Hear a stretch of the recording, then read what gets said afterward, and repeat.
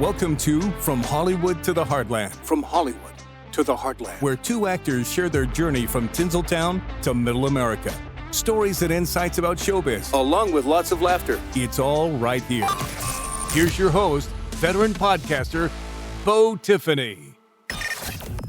Welcome back to another episode of From Hollywood to the Heartland. Today we have the pleasure of welcoming an actor whose versatility and talent has graced both the big and small screens.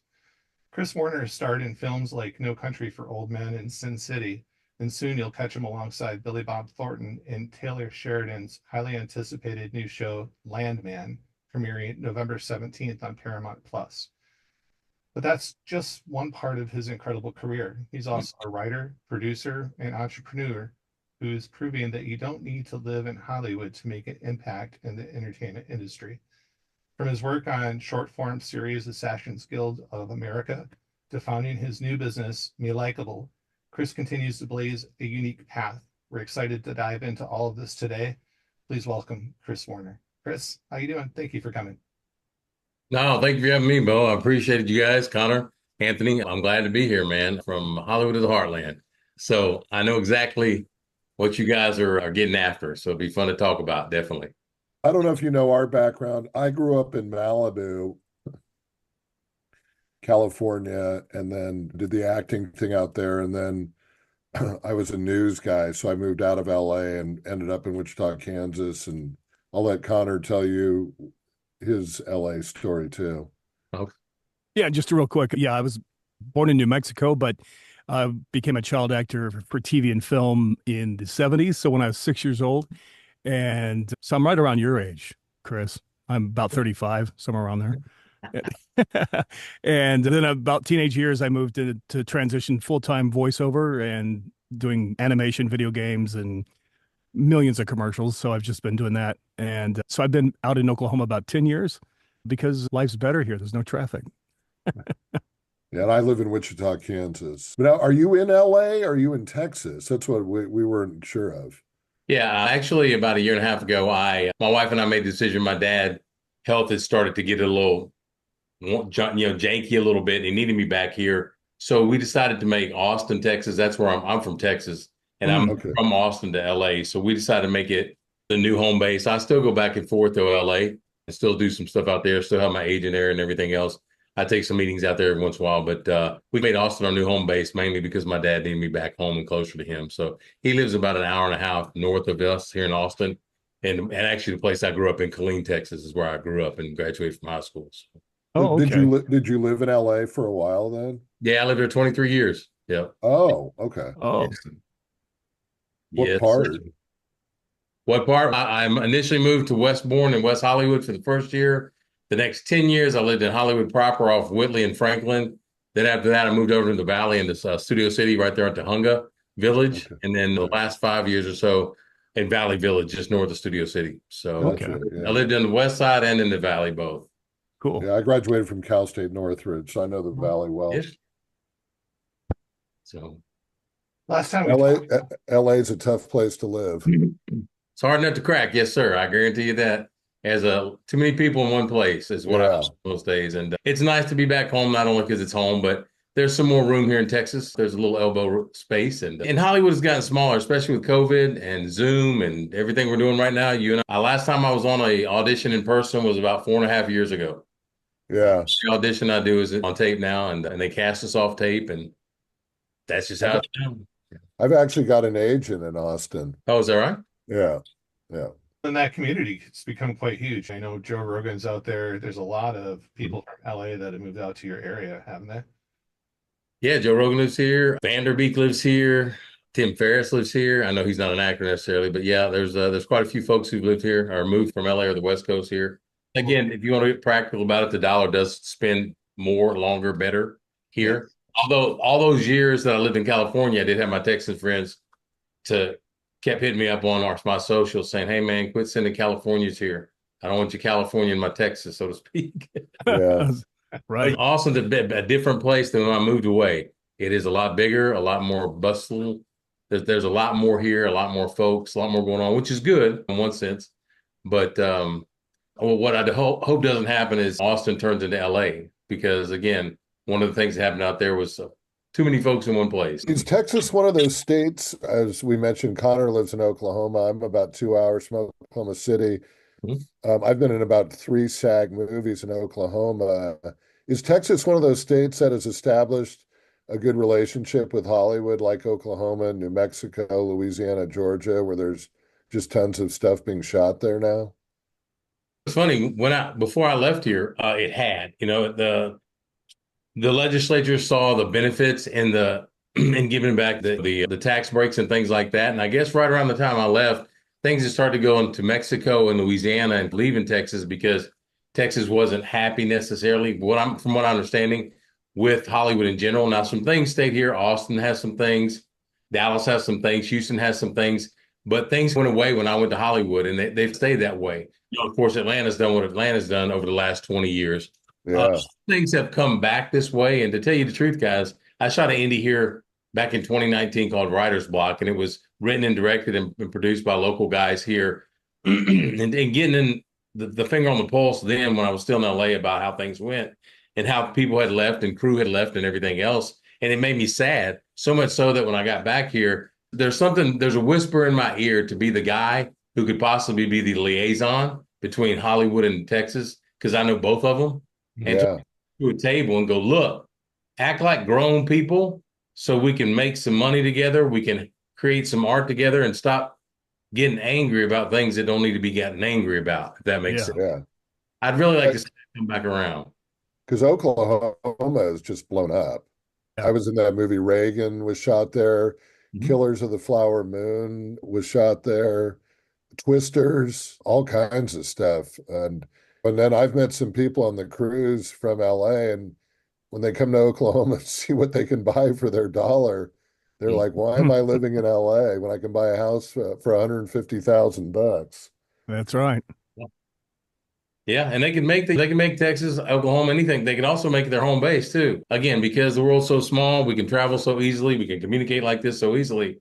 You don't have to live in LA. No, that's what we talk about on the podcast, because Anthony and myself, I do voiceovers all over the world from my studio here in Oklahoma City, and occasionally have to go out and to a in-person studio for some of the larger projects. But for the most part, no, you don't have to be in one of the coastal cities to succeed in this business. Yeah. No, so yeah, and then voiceover is another one. Yeah, yeah. Oh, sorry. Go ahead. No, go ahead. I was just agreeing with. No, I was going to say Reagan was my last in-person audition. That was March of 2020, 2 weeks before COVID hit. But I love the convenience of the at-home audition. But I wanted to ask you this. I do miss getting direction from a casting director too, in a more one-on-one type setting, because when you're doing it yourself, you're going on your own direction, and I don't know, it's definitely convenient, but I do miss some of that interaction with a casting director. Do you feel that way? Absolutely, I do. I think the biggest thing that you got the chance to do as an actor in the room is allow them to feel who you are. Yeah. Whether it's 30 seconds, 2 minutes, whatever amount of time, in my opinion, you create for yourself is the time they get to know who you are. Chris Warner, Anthony Powell. What I mean by that is if you're on the borderline and they're like, we really like this guy, we'd like to hang out with him for the day. This guy was himself not approachable. There was something weird about him, something like that. You get to break that barrier when you're in person. You don't get to on camera. When you're doing now, you slate, that's it. Actually, I've had one casting director here in Texas, and I've known her for 25 years. She actually opens up and says, hey, hop on board. Tell me about yourself, what you're about, things like that. This isn't going to be sent to the director. I'm going to read it for myself. She knows me personally, but I still do it just for practice. But yeah, I miss the ability to communicate and have the humanity in the room, if you will, with the casting director, get the redirect if I'm not doing something right. But yeah, really the connection I enjoy, because I feel like that's what we do as artists is we bring the thing that people pay to see. And if they don't get to feel it in person, our chances of booking that gig go down tremendously, in my opinion. Yeah.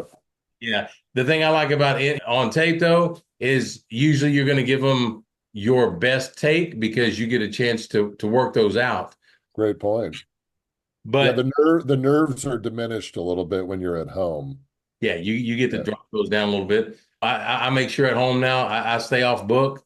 I don't even have the script with me. Right now I'm working on I'm working on 5 pages of dialogue that's due tomorrow night, and I'm going to do my damnedest to stay off book because I feel like when in person I think you get leeway. If you're on tape on book, I think it takes you out of it because you got to come up from the page and the energy's already low because you're not in the room. So I do my best to stay off book when I'm on tape now. You ever put it on a teleprompter?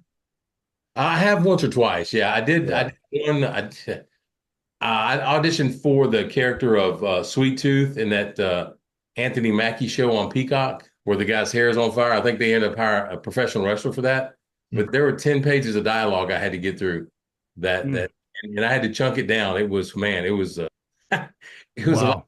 He's one of the lead. He's one of the characters, the ensemble characters in the show. So they want to make sure they're going to cast the person right. I've been talking forever. Go ahead. Last time I saw you, Chris, you just got done with Nicolas Cage in Willy's World. Now, when you and I just reconnected, you told me that you were working on Landman, which is coming out, and working with Billy Bob Thornton, and actually sent me a photo. How did you get that opportunity? How did that come about? Like Anthony, I actually have my original agent here in Austin. I've stayed with him for 25 years. So some of the opportunities on my resume I've gotten back through Texas. And actually, that was a local hire here that Taylor shoots a lot of his stuff in Fort Worth because he lives outside of Fort Worth. And he wants to make sure that he's home every night when he shoots.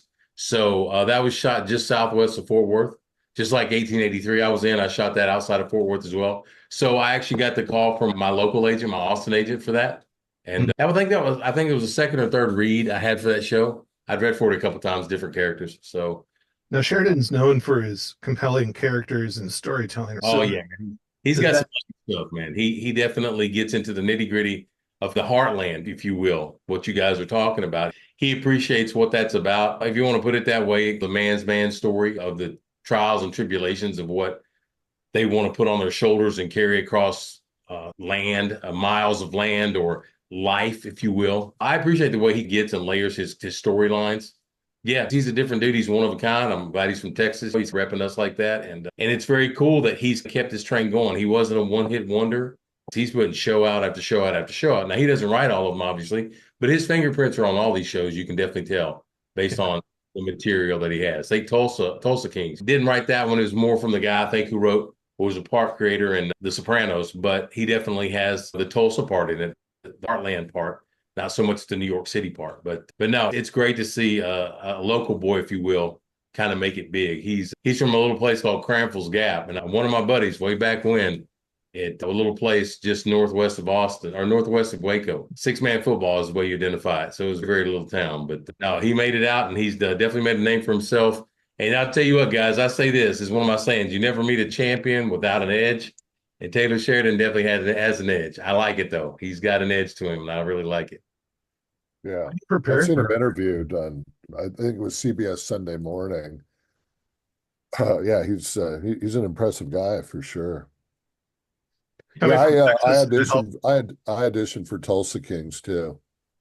Oh, is that right? Yeah. Yeah. Is that shooting in Oklahoma City now, I think? Yeah, Tulsa. Tulsa, yeah, okay. Yeah. I was going to ask real quick. Go ahead. Sorry, Bo. Yeah, so you play an oil rig tool pusher in this Landman movie, and just wondering, coming from Texas, if that helped with the character development. It's funny. My brother-in-law he's a roughneck in the oil fields in West Texas. I talked to him a little bit about it and watched some of the mannerisms. I get online and watch some of these things and talk to some of these guys. You know what? Some study was studying another actor doing something. I don't know if you guys ever saw the movie Stillwater with Matt Damon. Oh, yeah. You know what? I was a little concerned, just like I was concerned when they told him he was Jason Bourne. But you know what? He pulled it off. He's a guy from Oklahoma. The character's a guy from Oklahoma, and he went and followed this roughneck around for 3 months. And I thought he did a great job with the representation, not of just a roughneck, but somebody from Oklahoma. He didn't do some Hollywood manufactured bullshit accent, having the goatee, having the Oakleys above the hat, having the rim like this. Those are all small details, but they actually matter. But I thought actually Matt Damon should have been nominated for an Oscar for that role, because I watched him from beginning to end. I thought the movie was well done. I thought it was one of those movies like a good meal. You get done, you're like, man, That was pretty good. Yeah. Yeah. Another movie shot in Oklahoma. Yeah. Yes, sir. Yeah. But So you're Connor, diversity. I was Oh, going to toss this over to Connor a little bit. I haven't heard much from him. yeah. And you have probably a lot to relate to Chris with. Yeah, after working so many years in Hollywood, it was like God, at that time, I thought it was a daily grind, just driving 2 hours to get to an audition. Because in those days, we couldn't self-record. I didn't know any voice actor in the 70s that had their own studio, unless they were Tony Bennett or someone. But as far as actors go or voiceovers, that didn't happen. I was just curious, how has your relationships changed with you, with some of your contacts in LA? Have they strengthened because of that? I know you've talked about the strenuous of not being in person, but what about your professional and personal relationships after 24 years in LA? Connor, I can't lie to you, buddy. I'm gonna tell you something I don't tell many people here, and I keep it close to the vest. Is I'm a grindstone kind of guy, and what I mean by that, what may have hurt my career some, I can't go back in time, so I don't know exactly, but what may have hurt my career is I want to do to get out and press the flesh and kiss the babies as much as I probably should have. I didn't go party. I didn't go. I don't care what night of the week it was. I didn't go do that. I went to class some, but I was also a guy that knows that acting coaches, it's a business, right? First, they got to make money, then they got to teach you acting. So you got to watch going to class and to protect your investing, the money that you need to invest in. So my point being is I probably didn't make as many connections out there as I could have because Gotcha. I didn't go above and beyond to a point because I got real serious about the craft and the art and making things. And then when I did start to spider out in my thinking or my go-gettingness, I started to write for myself. I started producing. So I'm a big fan, and this really made me change my perspective when I moved back to Austin of what I call building my own fire. My producing and writing partner and I kind of gravitate toward that. What I mean that is instead of not stop chasing the Hollywood fire, but not be so concerned with it and consumed with it every day that we forget we can stop and make our own fire because we are creatives. I'm talking about I can write something, I can shoot, so I produce stuff, I've directed stuff. I can be my own artist without their permission. And so as I got older and more mature, I think instead of going out and reaching out for relationships as an actor toward people who can you please cast me, a needy actor, if you will, in that case, I think I tried to put that energy toward trying to create things for myself. So in reference to your question, I don't know if I made them better or worse because I had strategic relationships and those are still strong, but I probably didn't have as many as I could have. No, I think that you did the right thing. I think that I got into LA as a child. So in that era, it was basically your fate was in other people's hands and other businesses' hands. And there was no, unless you're a Walt Disney, there was no getting out on your own. Yeah. Now, of course, you've been in the business a hot minute yourself, but I think when you got to LA, you were older and wiser, and you were able to, I just call it the Garth Brooks way of doing things. The Reba McEntire, the Dolly Parton, I'm going to own my brand. And that's something that we've only been dealing with maybe 10 or 15 years. That idea that I don't have to be Target, I don't have to be Warner Brothers.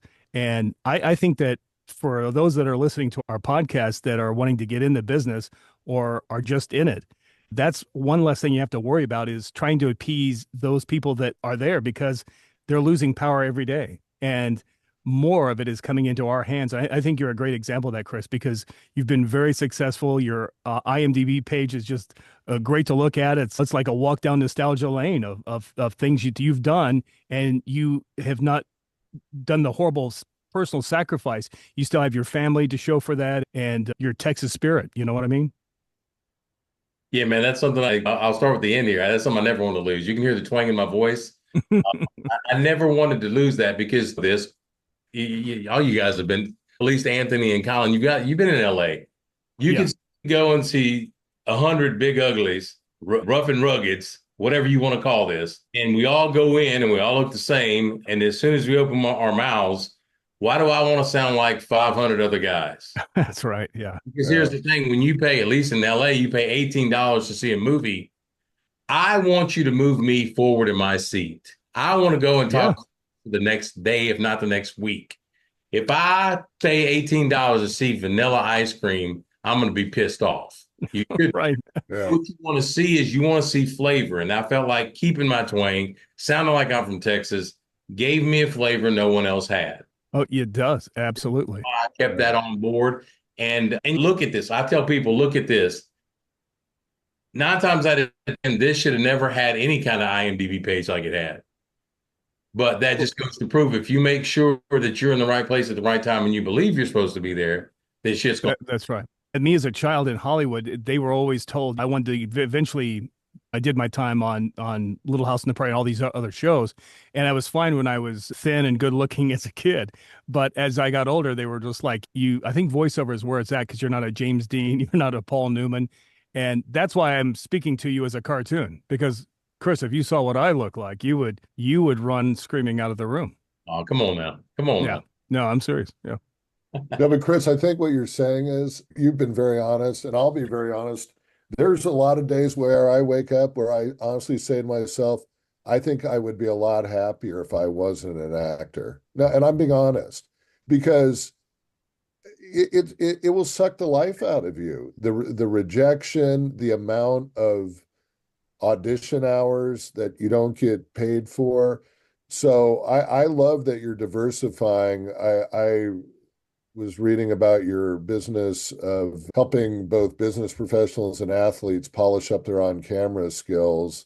As a news guy for 20 years, I've obviously spent a lot of time on camera, and it is a skill. I think that's a great business idea, but it sounds like you don't want to put all your eggs into the acting basket and be that needy actor, which to me is the ultimate redundancy, needy actor. No, I agree with you. Hey, Anthony, I will be fully transparent with you. I had been that guy for 23 years. As I was telling Connor earlier, nose to the grindstone for 23 years in LA. That's all I focused on.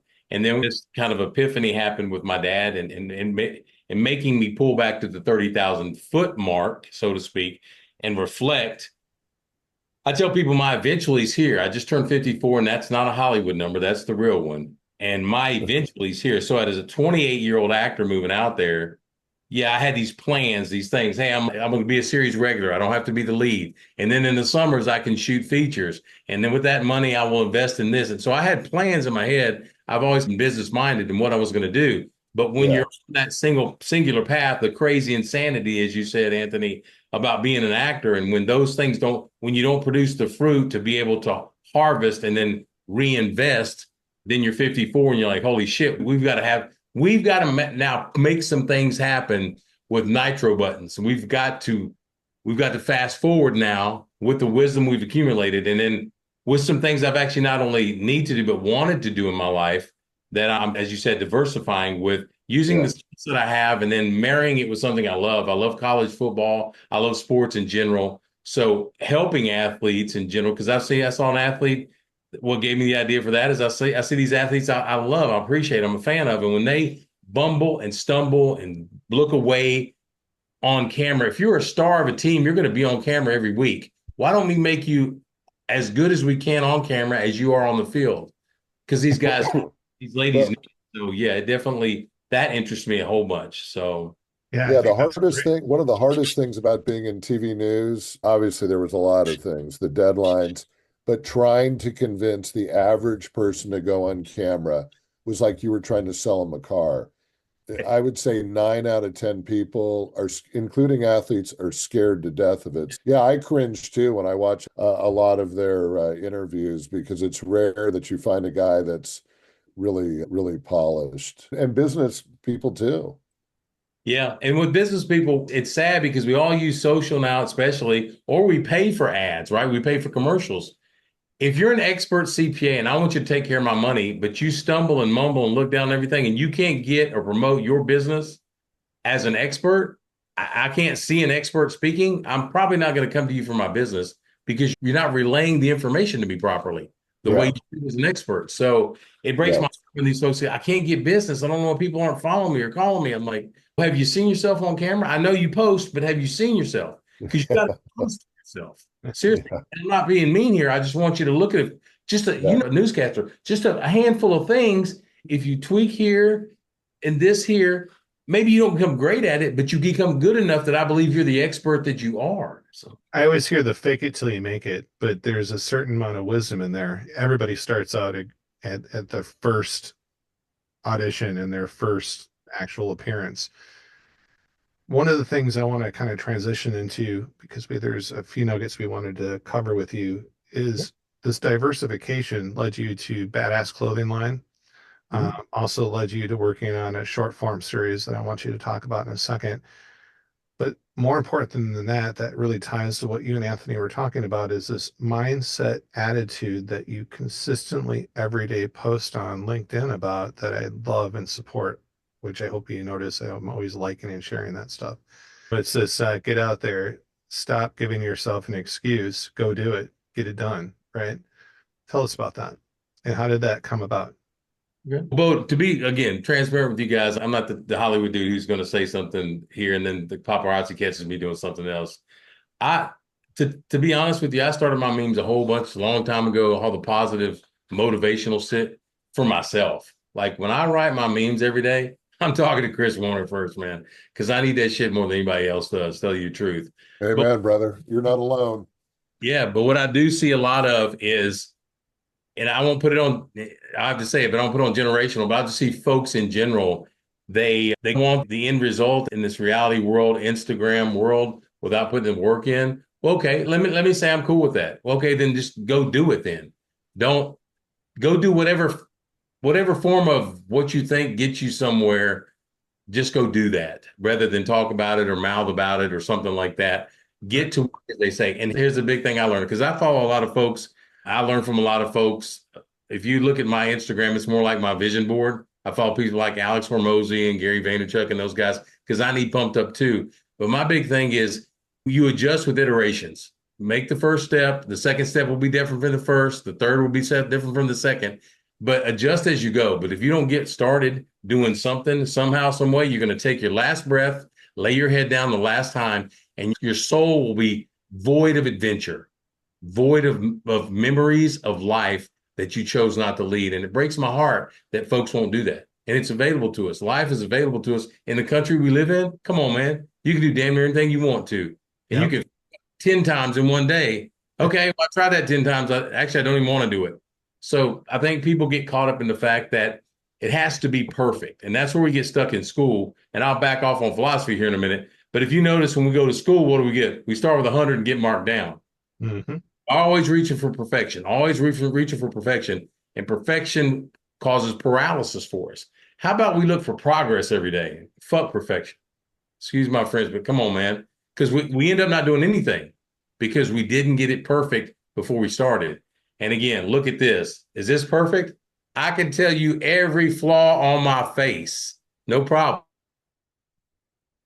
I can tell you that. And again, that's what I accomplished, and I'm still not done. So go get your shit, guys. Whoever's listening, do your thing. Seriously.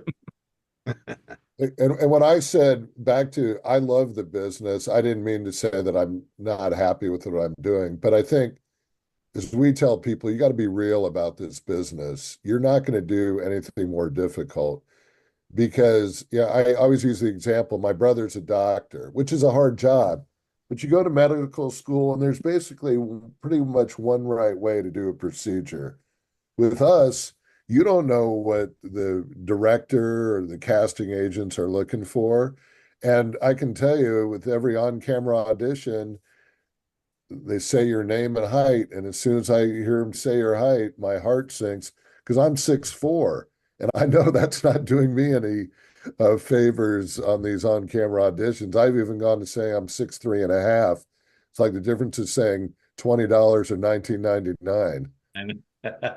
Yeah. Andy, you look at it exactly like I did. If I would have put as much effort as I had in 26, 27 years I've done this, I would have been a doctor or a lawyer or whatever, because you're right. There is a pathway generally for most of the things that are out there that are successful. There is no playbook or pathway. A BFA is not going to tell you how to make it in Hollywood. An MFA is not going to help you take in or on Broadway. But if you go to medical school and you you do your residency and you listen to other doctors, not just textbook, you're probably going to be a pretty good doctor, surgeon, whatever it is. But it takes something special inside for you to keep going when you keep kicked in the mouth and punched in the throat and the silent nose and stuff like that. If you don't have a decent support system around you, my wife is my queen. She's my rock. She's been with me 36 years. We're high school sweethearts, and most women would have left me chasing me and the stupid shit I decided to chase. But she understood the potential there. But yeah, it's relationships fail, bankruptcies happen, foreclosures, cars repoed, evictions. These are some things that were on my list, by the way, that did happen. But it didn't kill me. I'm still here. I got evicted. Yes. 2 cars repossessed. Yes. I've been kicked in the mouth a lot. But the passion for my purpose was much greater every time I got kicked in the mouth. That's what caused me to get up. Nothing was going to stop me from trying to make something of what I was trying to do. Because I've had about 68 different jobs in my life. A lot of those before I became an actor, I had 3 jobs at one time, a lot of times doing different things. So I had tried a lot of life before I got to being an actor. So I knew when I started pursuing that, it was what I was supposed to be doing. Yeah, gotcha. So, Connor, real quick, can you take a look at the YouTube and see if we have any questions from our viewers? No, we've been welcoming them to the room, but yeah, if you guys have questions, speak up. Yeah, in the chat here, if you've got a question for Chris Warner, who's just got a laundry list of wonderful things that he's done, that's who we're talking with today. And Chris, I noticed you're wearing one of the original. Is that a Badass at original that you're wearing? Oh, Badass original hat. Yeah, that's one of them. Yeah, that's the brand, if you will. The clothing brand is in limbo at the moment. I rebranded when I started Badass Original. I had started with a clothing line about 5 years ago called My Life is War. And that actually idea had been in the boiler room for about 12 years because I'm an MMA fan.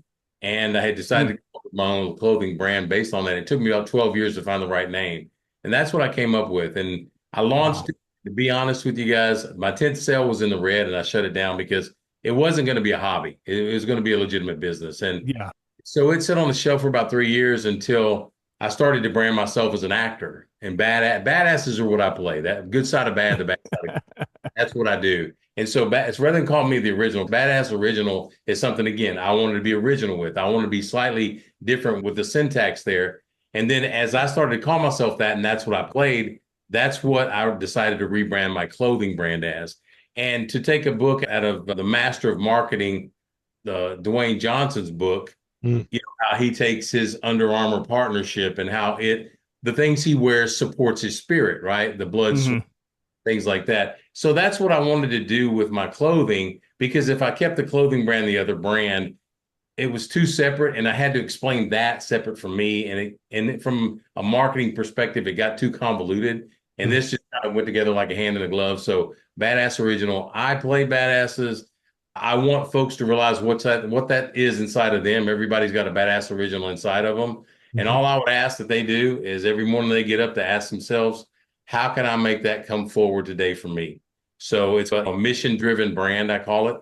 And right now we're in the process still of converting over and making sure this happens. This is a prototype hat, but I wear this out just to let everybody know who I am. I don't have to open my mouth. I just wear some clothing. And again, sometimes it's a conversational piece as well. What's that mean? What does that stand for? Things like that. And what it means is that it's time to badass up. Yeah, there you go. Badass up. You're right. Absolutely. And I think everybody's got it inside of them. And for those who won't embrace it, that's what I want to include it and create a community. There's some coaches I work with, other business coaches I work with that have a brand called Art of Homage. They're out of Fort Worth, Texas.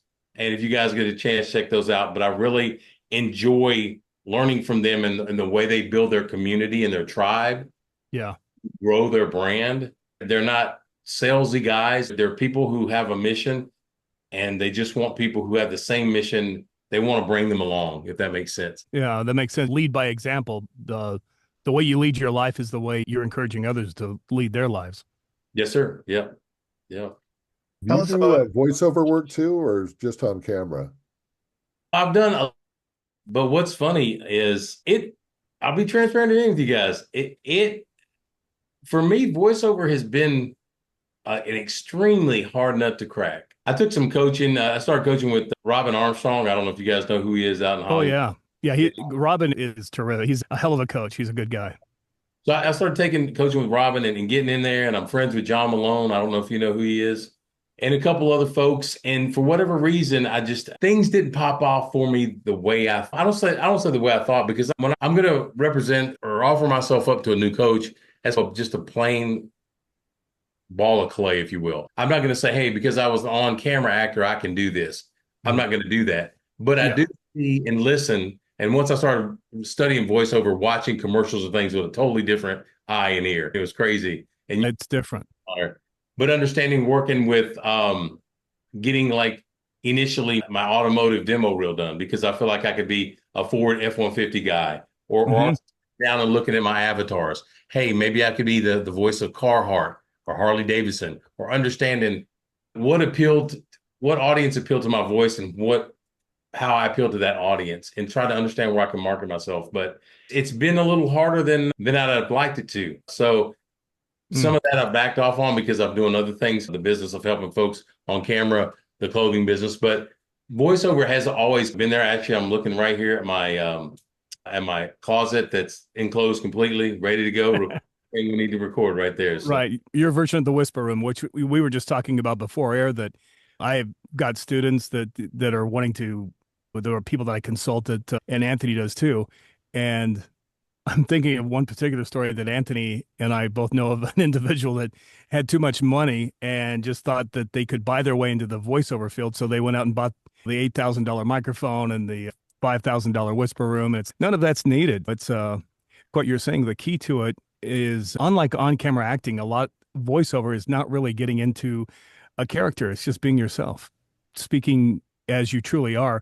Mm-hmm. If Anthony and I have always joked that we're going to write a book, and the title of it's going to be, I've always been told I've got a great voice. If I hear that, I hear that a million times a day. Guys tell me, I've always been told I've got the voice for radio. That probably tells you probably shouldn't get in voiceover, because that's not what they're looking for. They don't care about the voice. They care about the ability to storytell. But in the short time I've gotten to know Chris, here's why I think he'd be very successful in voiceover. Because you are so real, man. You are so authentic. Mm-hmm. And that's what they're looking for. Like every script that we get to audition for, no announcers. Real guy. And I think your personality for voiceover would come shining through. And totally. And because you don't put anything on, what is who you are. And what right. You hear is I think that are. if Carhartt or if Chevy S10 or Ford, those people come looking, Carhartt's not looking for a guy that sounds like a bookkeeper or a CPA. They're looking for someone that sounds like Chris Warner. Yeah. So if someone out there is from Carhartt, that Chris Warner, you can go to thechriswarner.com and you can get a hold of him. He's in Austin, by the way. Yeah. So he probably wears the stuff for real anyway. He does, yeah. Probably the most difficult thing about come on, it's hard. You can do 100 auditions and not book. Of course, that's part of it. But Connor and I always joke how the technical side of running your own booth will aid you like nothing else, man. Oh, yeah. If you're on camera, it's their responsibility to make sure the camera is rolling. It's their responsibility to make sure that the boom microphone is working. But with voiceover, unless I'm doing an in-studio or in-person recording session, it's my responsibility to make sure the computer is working. It's my responsibility to make sure there's no little noises in the wiring, or that my acoustics are just perfect. Yeah, for 2 years when I was getting into voiceover, the equipment sat on my desk because I would just look at it and go, how the F am I ever going to learn how to do this? But you would know how to do it. I don't want to make it sound harder than it is. With this technology, man, sometimes you'll get up in the morning, you're like, why can't I record? Windows will have done an update overnight or whatever. And it's just a million things. I know you're busy, but man, I'll tell you, just getting to know you in this 40 minutes, I think you would kill it with some of the types of spots you were mentioning. Appreciate that, guys. I know, you know what? I'm not a technical guy. My wife helps me a lot, but I about broke some shit when I was learning Adobe Audition. And by the time I got done, I can record something. I can get the clicks and pops out. I can tighten it up like a champ. Now, granted, I won't say it's broadcast ready, but it's definitely audition ready. But it damn near killed me. And that was that part of that frustration with the voiceover. I'm like, fuck this voiceover shit, man. Oh, dude. Oh, Connor and I have had some nervous breakdown conversations about Yeah. why is this not working? No, I hear you, man. That's a hard part about it. I was on the phone this morning at 7 a.m., Connor, with Source Connect because my port wasn't mapped again. Right. Yeah. I know Source Connect is working on that. Their version 4 is coming out where you don't Yeah. need to have your port mapped. I can remember back in high school, I didn't want my map ported then or my port matted. Anyway, I didn't want that shit then. I sure as fuck don't want it now. Yeah, I hear you, man. And then I want to. I was on the verge of working with Cliff Zellman to get the auto. Oh, he's the auto. He's the auto demo. Yeah, I He's the auto coached demo king. but that was where I was going to start. And so actually I would ask you guys is I trust Cliff completely, but that's his direction as a coach prior is because I got to him through John Malone, the cornerstone to start because what's on my I won't lie to you guys. What's on my voiceover page on my website? I actually recorded myself. Those are somebody did a long time ago. Oh, but you have to start somewhere, Chris. You got it in spades, brother, on IMDb.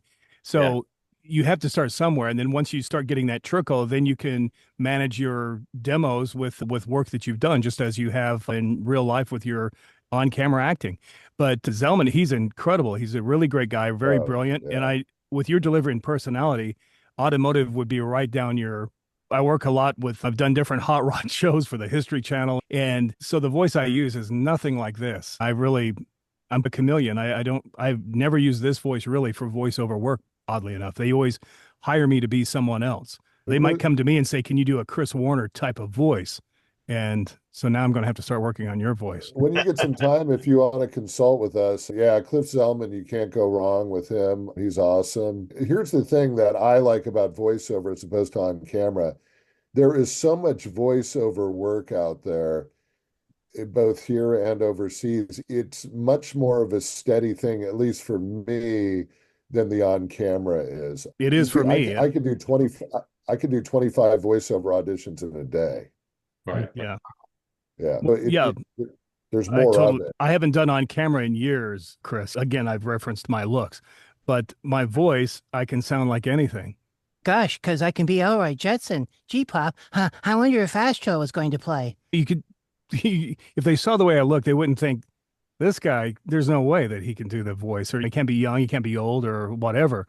But like today, I had so many recording sessions that if I was living in LA, I wouldn't have been able to drive to them all.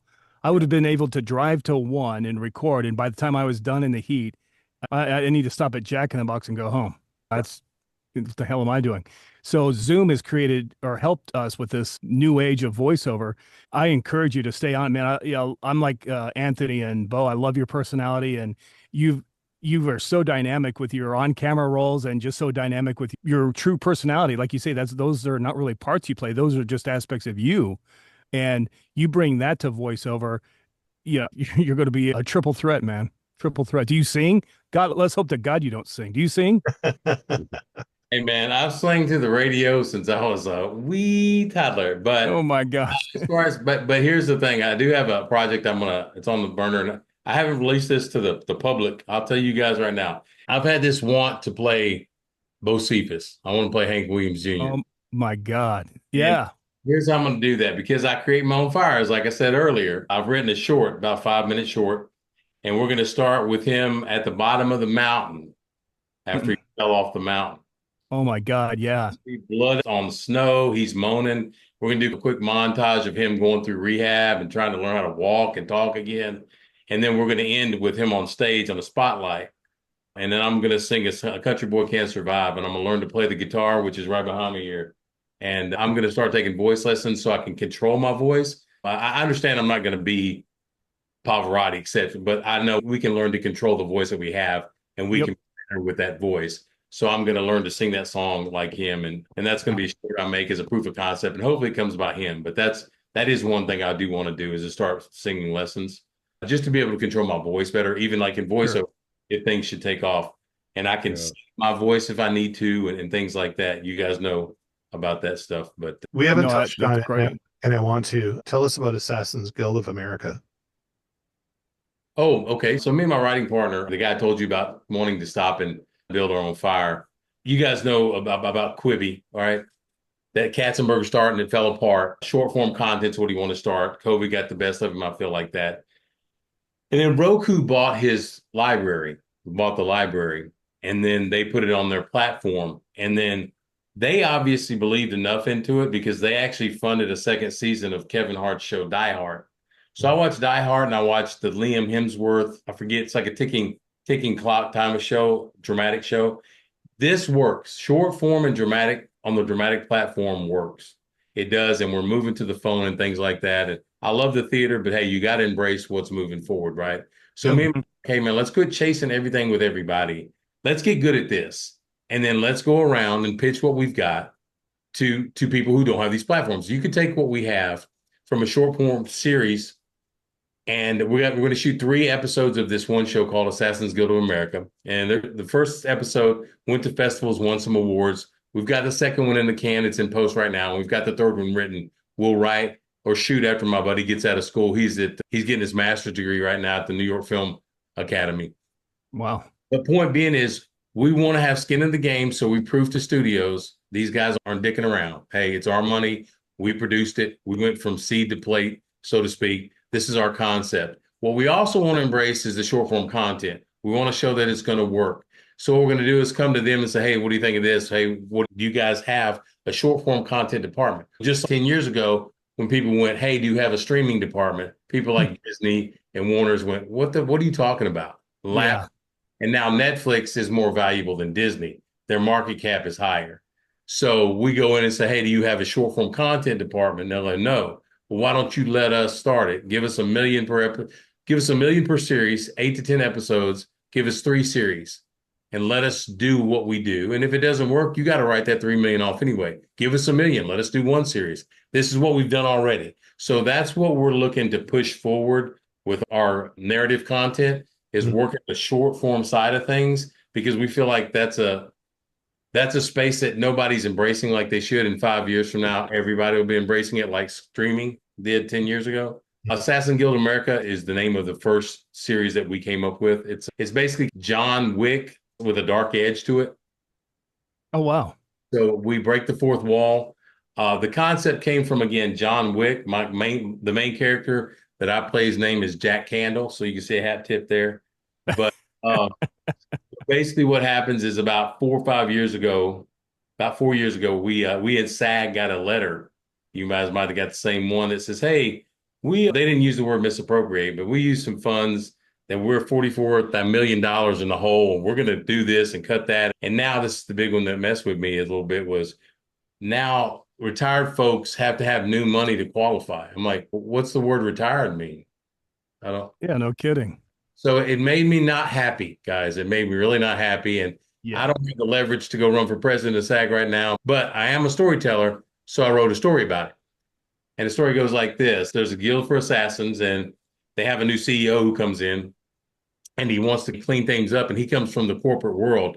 So one way to do that is anybody utilizing benefits gets terminated. And I mean terminated. So my character, who's their best assassin and the best assassin in the world, has a knee injury. So they send somebody to take care of him and the shit don't work. And now who's on that list? Nobody knows who's on the list. Are they friends? Do they get together? Do enemies become friends now to go after the common enemy? So this is where the show can go. Wow. And then again, it has a John Wick kind of meets Grosse Pointe Blank mix. Yeah.